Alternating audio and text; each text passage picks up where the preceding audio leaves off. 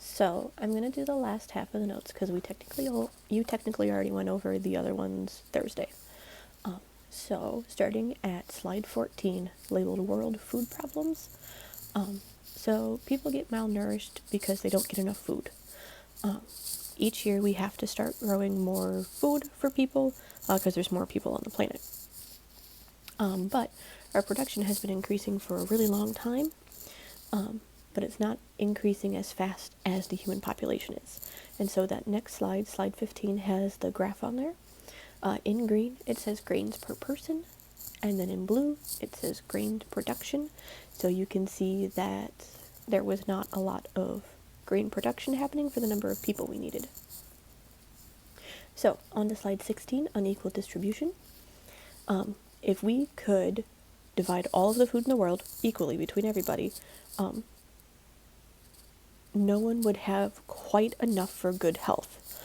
They would still be living, but they would still be malnourished. But as we know, food is not distributed equally, so malnutrition is really a result of poverty. Even here in the US, some of our poorer citizens are the ones that suffer from malnutrition.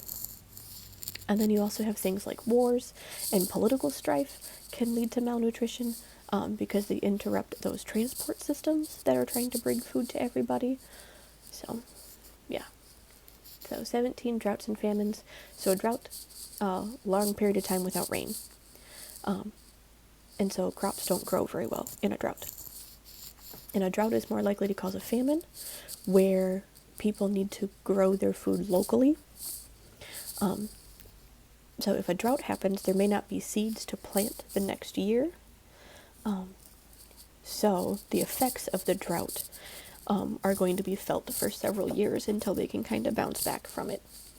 For the most part, people can usually survive at least 1 year of drought because a lot of the times they'll have extra stores of food and stuff that they've collected. But if you have lots of years of drought in a row, then it gets really hard for them to bounce back from that. So if you have a really long drought, even the soil itself could start to lose its ability to support crops. So if you have a drought for long enough, even your soil starts to revolt and says, nope, sorry, not doing it. So for slide 19, the Green Revolution. All over the world between 1950 and 1970, there was an increase in crop yields, so crops were making more, because there were some new varieties of crops, and there some new agriculture techniques that started to be used. And so we called that the Green Revolution for obvious reasons. And so since then, since the 50s, it has radically changed people's lives. But it also had some negative side effects. So a lot of the new varieties of grain produce really large amounts, but that also means that they need a really large amount of water and fertilizer and pesticides. Plus, you have to have machinery and irrigation equipment and chemicals for all of those, and those can all degrade the soil.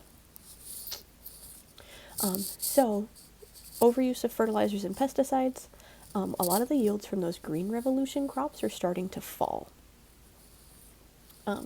Here in the US, the grain production has actually decreased since 1990, mainly because the amount of water that we use for irrigation has dropped. Because, hey, we only have so much water. And then the last slide here, the Green Revolution also had a negative impact on what we call subsistence farmers. I don't know how to pronounce it. Oh well. And so those are farmers that only grow enough just for local use. They're not shipping it off to other places. It's basically going from their farm to their table, their neighbor's table, someone in town table.